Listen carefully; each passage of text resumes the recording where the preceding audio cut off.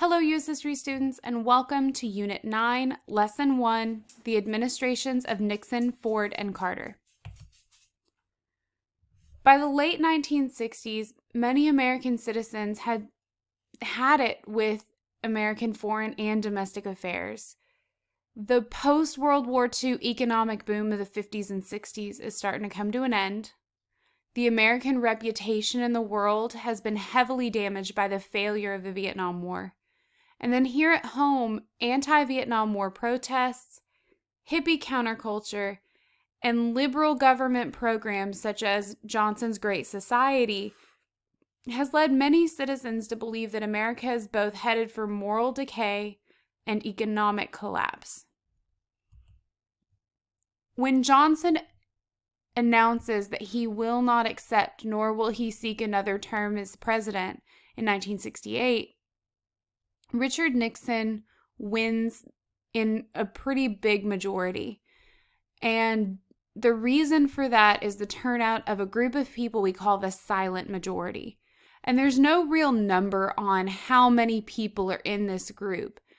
It just references a group of people who don't openly voice their opinions usually in public, but when they go to the polls, they've decided they want a more conservative government, to go back to a time period where it's more of a lack of government involvement.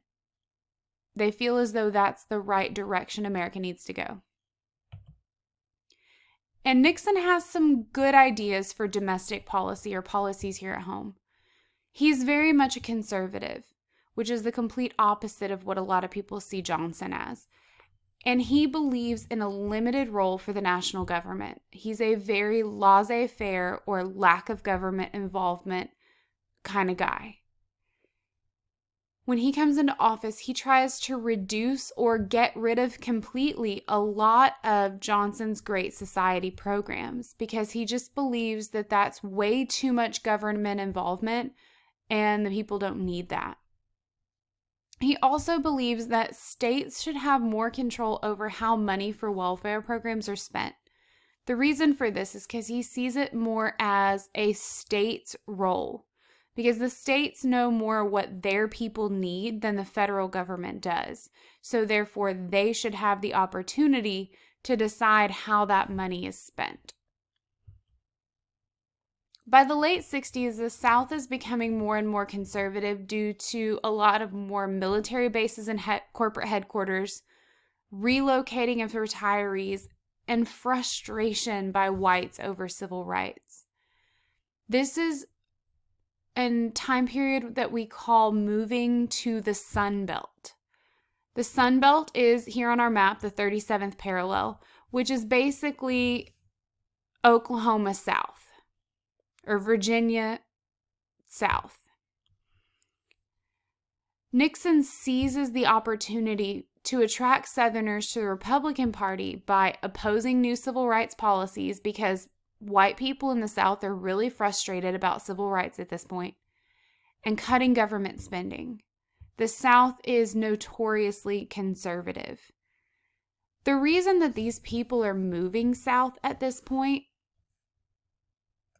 of things like warmer climates, migrant workers, boom in the agricultural industry, and just a shift in economic and political prominence to the southern region.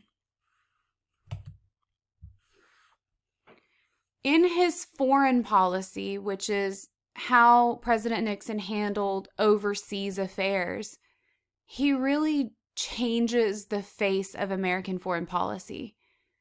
Instead of going with the policy of containment, where we're going to try to keep communism from spreading,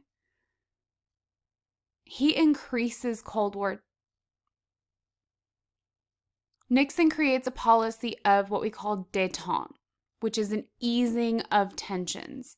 So instead of containing communism and increasing tensions, he's going to ease those tensions with not only the Soviet Union, but other communist enemies that America has at this time. And he is the first president since the Cold War begins that doesn't have a policy of containment or brinkmanship where we're going to take everything to the very edge of war but not actually fight. Instead, he's going to try to ease tensions and make things better and move forward in a more cooperative manner. Nixon and his aide, Henry Kissinger, use a strategy called triangular diplomacy to improve America's role in the world. Because, like I said earlier, at this point, American citizens really see the American reputation tarnished by the failures of the Vietnam War and failure of American foreign policy where it pertains to containment of communism. And so what triangular diplomacy means is that Nixon is going to try to manage relations between contesting communist powers. And those contesting communist powers are China and the Soviet Union, because China has fallen to communism by this point. Nixon's foreign policy includes an idea of peace with honor in Vietnam, which is a phrase that Nixon uses to describe the Paris Peace Accords, which is the negotiations to come up with a treaty to end the war in Vietnam. He also looks to China to help build a better relationship with them in order to build a better relationship with the Soviet Union. Nixon's foreign policy really focuses a lot on better relations with China. And in 1972, Nixon becomes the first U.S. president to not only recognize communist China, but also to visit. And this visit is highly publicized. Not only is he taking photos, such as the photo here at the Great Wall of China with his wife, but also on television. This is broadcast on television all over the nation, and Americans are getting to see that their president is sitting down to dinner with communist leaders of China. Nixon's visit allows for the possibility of open trade between the United States and China once again, which we've not done with them since before World War II. Nixon's visit to China also means to exploit the growing rift between the Soviet Union and China. At this point, the Soviet Union and China don't really agree so much. They are communist, so they agree on that system. But how they're going to run their country under communism is something they disagree about. And now that we're getting to be kind of friends with China, we can use that to kind of start to ease tensions with the Soviet Union as well. Because now the Soviet Union has to cooperate with the US because we're cooperating with China and China's communist too. This is that triangular diplomacy that Nixon comes up with. The whole policy of détente, and if you want to remember this as detente, be my guest if it's easier for you. The whole point of this, though, is to ease Cold War tensions with the Soviet Union. In 1972, Nixon becomes also the first president to visit communist Moscow, Moscow being the capital of the Soviet Union. And his visit there leads to discussions for the Strategic Arms Limitations Talks, or SALT treaties. And the purpose of this treaty is to limit the number of intercontinental ballistic missiles that each nation has. So instead of each nation just building up their arsenal of atomic weapons, the US will be allowed a couple hundred as defense, the Soviet Union will be allowed a couple hundred as defense, and each country will be allowed maybe a couple of defense bases. By visiting China, Nixon pressures Soviet leader Brezhnev to negotiate with the United States in the SALT treaties. There is a second SALT treaty that comes a little bit later, but this one is the first one, and it's so important because Nixon is now, instead of fighting with the Soviet Union, discussing and negotiating. And that détente policy really comes to fruition in this time. Nixon is extremely popular by the end of his first presidential term. He runs for president again in 1972, and as you can see by our election map here, he wins by a landslide. He gets 96.6% of the Electoral College vote. His domestic policies not only reduce government spending and revitalize the middle class, conservative, and Southern voters, but gives the American people a sense of hope, especially those conservatives who didn't agree with Johnson's Great Society programs and really thought that the government was getting too big for their britches. His foreign policies also lead to an end of a very unpopular war in Vietnam, even though, as we learned about when we talked about Vietnam, he didn't quite go about it in the right way. And unfortunately, after the United States pulls out of Vietnam, the North Vietnamese do take over South Vietnam. But he was popular because it was under his administration that the war ended, this very unpopular war that most Americans disagreed with. He also starts to ease tensions with two of America's biggest Cold War rivals. And a lot of that extreme fear from the 1950s and 60s begins to calm down as well. As Americans see Nixon visiting with communist leaders in China, and they hear about him visiting with communist leaders in the Soviet Union, they believe, well, if our president's negotiating with them, maybe that we don't need to be so scared. And that gives them a sense of relief. In 1972, Nixon wins one of the biggest landslide victories in presidential history. Americans are so excited about his first term. But after Nixon's re-election in 1972, the Watergate scandal comes out. President Nixon is then forced to resign in 1974, just 2 years into his second term, rather than face impeachment. And we're going to watch a quick video to help you understand what the Watergate scandal was and why it's important.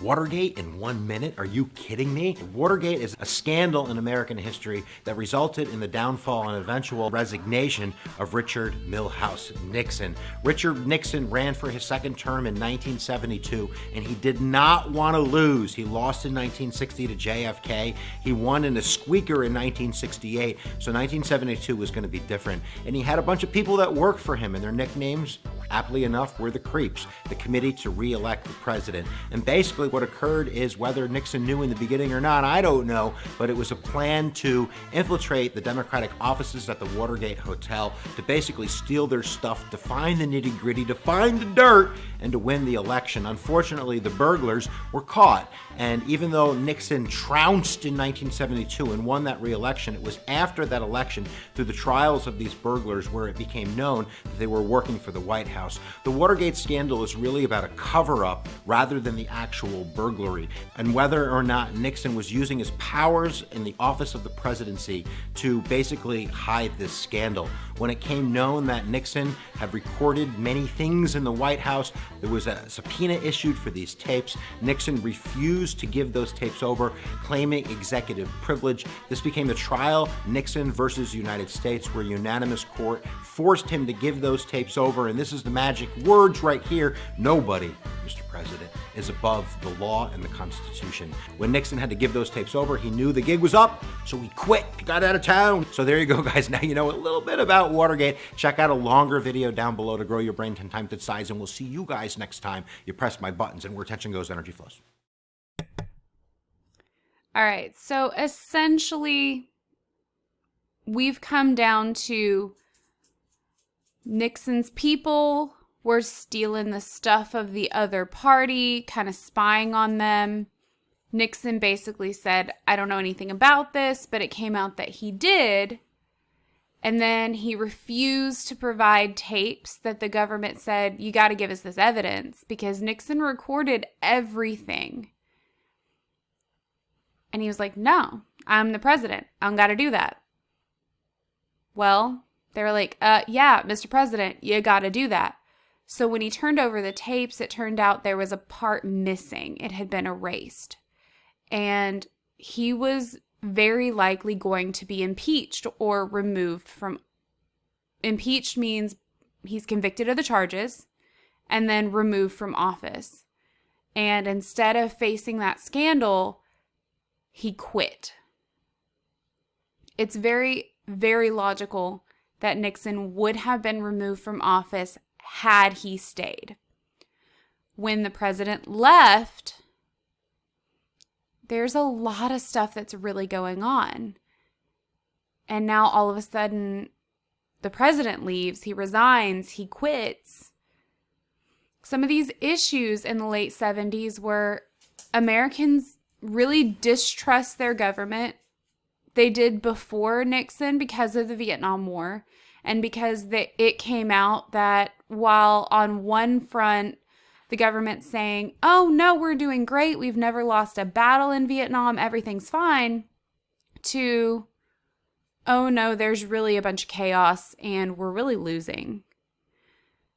And then in the first term of Nixon's presidency, everything's awesome. He's easing tensions with Soviet leaders. The economy's doing a little bit better. And then Watergate comes out. And this really leads to a credibility gap between the United States government and its people. And what that means is the people don't trust the government. On top of all that, the economy had entered a recession with high unemployment and high inflation. And this is called stagflation. Anytime we have high unemployment with high inflation, that means lots of people have lost their jobs, but prices are going up, so people can't afford to pay for the goods. This is called stagflation. The economy is stagnant or not going anywhere.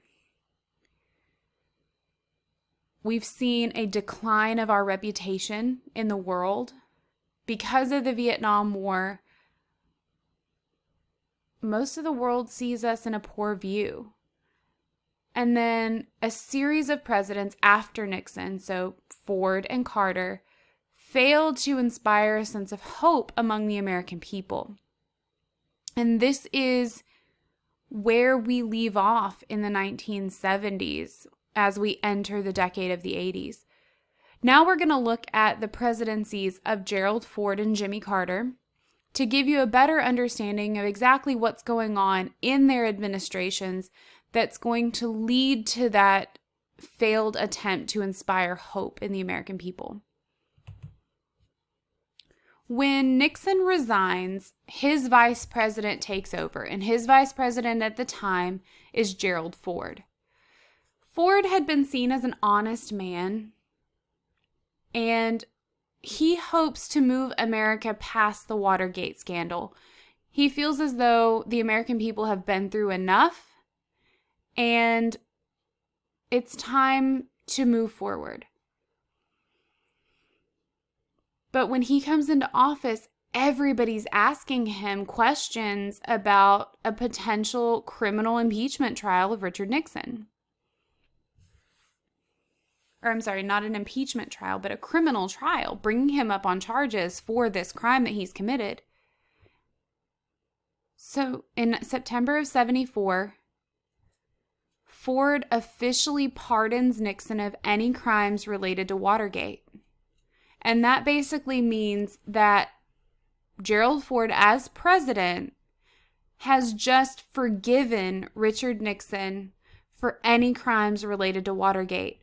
And because he did that, Nixon now does not have to serve any consequences for the crimes he committed. This loses a whole bunch of support of the American people for Gerald Ford, because the American people think that Nixon needs punishment. He needs to take responsibility for his actions, And now there's no way he can do that because he cannot be charged with the same crime twice. So a lot of people really see Gerald Ford as messing things up by doing that. Another issue during Ford's presidency is the growing recession. Since the early 70s, the economy had grown stagnant with very few jobs or new business profits.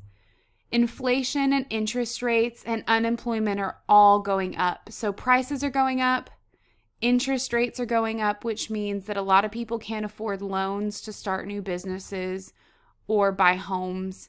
And unemployment is high, which means that more and more people are losing their jobs. Together, a stagnant economy, meaning the economy is not going anywhere, we're not growing, and high inflation, higher prices, is known as stagflation, which is an economic term to describe a stagnant economy with no growth, but higher prices. And you'll learn more about that in your economics class. Making this situation worse was the oil crisis of the 70s. Since the automania of the 50s, where everybody's going out and buying all these fancy cars with all these big engines, and then in the 60s, we get a lot of the rise of the muscle cars, the Camaros, the Mustangs, and things like that, the use of oil in the United States is on the rise. And most of our oil is coming from Latin America and the Middle East.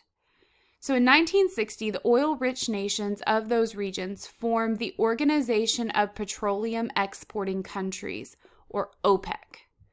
So this is an organization that's made up of the major oil-producing countries in the world to make sure that they're doing things properly. But there becomes an oil crisis in the 70s that leads to more issues. In retaliation for American support of Israel, as well as Nixon converting the United States to the gold standard, OPEC cuts off the oil to the U.S. and all of its allies in 1973. So this sounds as though it's only because we're supporting Israel, but there's really more to it. OPEC really bases the prices of their oil on the American dollar. And when Nixon changes America over to the gold standard, which helped hurt our economy, the price goes down. Like the American dollar goes down in its worth because other countries are not able to easily trade a dollar for gold reserves. So this hurts the profits of OPEC. On top of that, Americans are supporting the nation of Israel in the Yom Kippur War between Israel and Egypt. And OPEC doesn't like that either. So they cut off oil to the United States. This is called an embargo. As a result, gas prices in the United States go up significantly, and shortages lead to long lines for gasoline. This is at a point in American history where more and more people are buying cars, or they have cars, and their cars are not as gas efficient as ours are in 2020. It got so bad that a lot of gas stations had to limit the amount of gallons that people could purchase in a day. So if you have a car that gets only like 8 miles to the gallon and you're only allowed 10 gallons per week or a 3-day period, you're not going to be able to get very far. On top of that, gas prices go from 40 cents in 1973 to upwards of $1.20 in 1979. And that doesn't sound very bad. But if you adjust that for inflation, you'd be paying about $4.28 per gallon by 1979.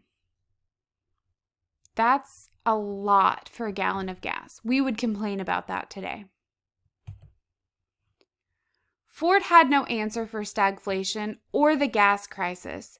So when he runs for a re-election in 1976, he's challenged by Georgia Democrat Jimmy Carter. Carter runs kind of as an outsider. He played no part in Vietnam. He played no part in Watergate, and he had nothing to do with the recession.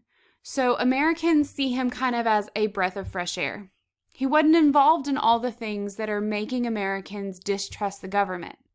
So in the 1976 election, Carter beats Ford. And it's a fairly small margin.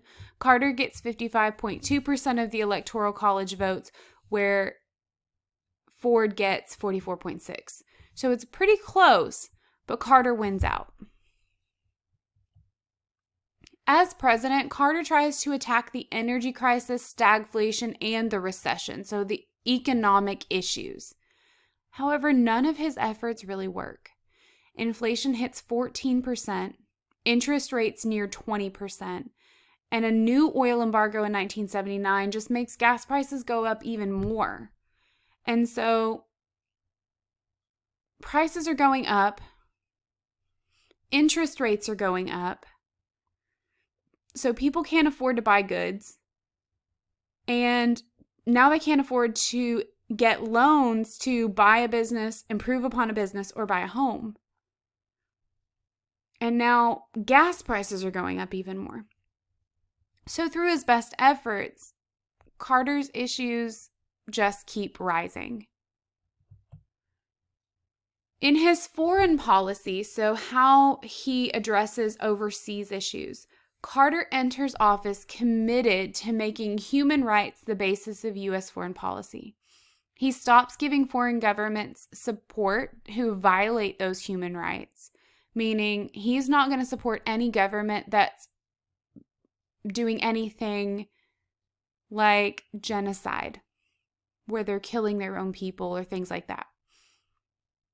In 1977, Carter agrees the U.S. would return the Panama Canal to Panama by December of 1999. This actually does happen because in 1977, we've had the Panama Canal since about 1914. It's in Panama, but it's under U.S. jurisdiction and control. And so he's going to promise Panama that they can have control of the canal by the end of the century. And this actually does occur. By December of 1999, Panama does take control of the Panama Canal. And Carter hopes to gain peace in the Middle East between Israel and Muslim nations because there's a huge conflict over there. And a lot of Americans, even back then, really don't see that as our fight. But Carter really hopes, as a major world power, that we can influence peace.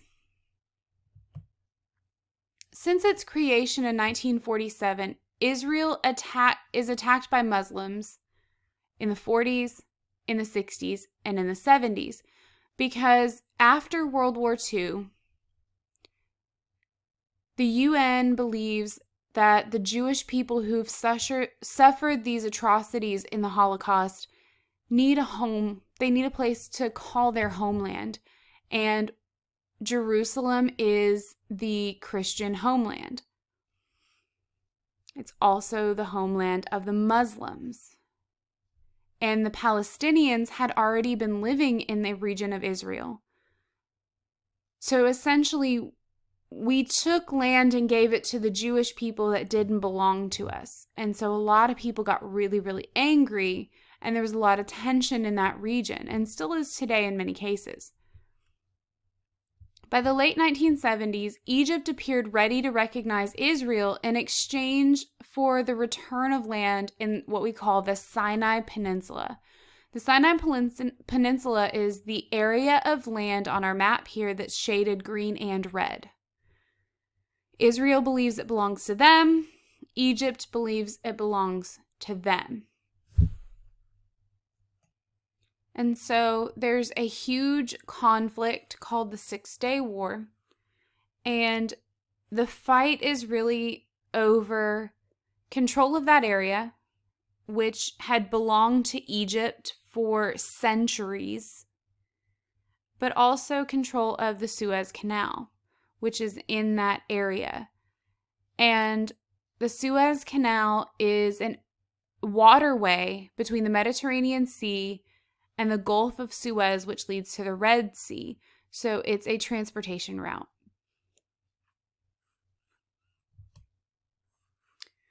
Carter decides there needs to be an end to this. So he brings Egyptian leader El Sadat and Israeli leader Benin to the U.S. for what we call the Camp David Accords. And the reason it's called that is because Jimmy Carter brings them to the presidential retreat at Camp David to discuss and negotiate a treaty to end this issue. So through one-on-one conversations, shared meals, tours of the Gettysburg battlefield, walks, games of chess, reflection, and multiple other ways, they end up coming to an agreement to end this war. And this really is seen as an impossible thing. But they agree. Egypt recognized Israel's right to exist, basically saying, we will recognize you as a nation. And Israel agrees to leave the Sinai Peninsula and give that land back to Egypt. So it's seen as a victory for Carter. After the Shah is overthrown, he's basically exiled from Iran.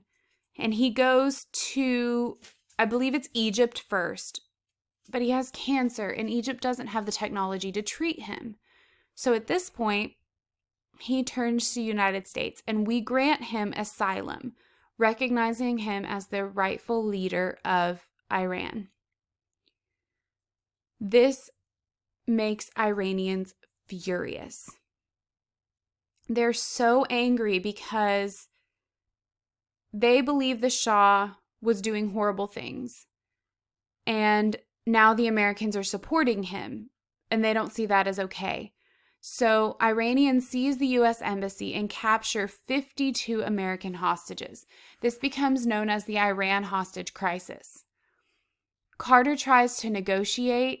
He tries threats. He tries to tell them he's going to make an embargo, everything. Nothing works. He even tries a rescue mission to return the hostages, but every single thing fails.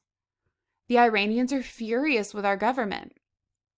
Those people are held for 444 days. The only thing that gets them released is a new president. President Ronald Reagan is elected in 1980. He beats Carter. And on the day of Reagan's inauguration, when he takes over as president, Iran releases the hostages. So Reagan gets the credit a lot of times, even though Carter tried everything he could. But it was a simple change in administration that got those hostages released. To make matters even worse, the Soviet Union invades Afghanistan in 1979 to defeat an uprising of anti-communists. This invasion signaled an end to Nixon's détente because, well, now you're trying to spread your communist ways again and we don't agree with you.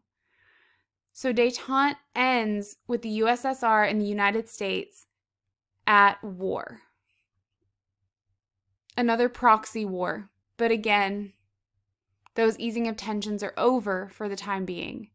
The United States then sends aid to the Afghan rebels to help fight the communists in Afghanistan. So the Cold War is still cold. It's still a battle of negotiation and a battle of ideas. But in 1979, now we're in another proxy war like Korea and Vietnam. In 1980, Americans are in search of answers.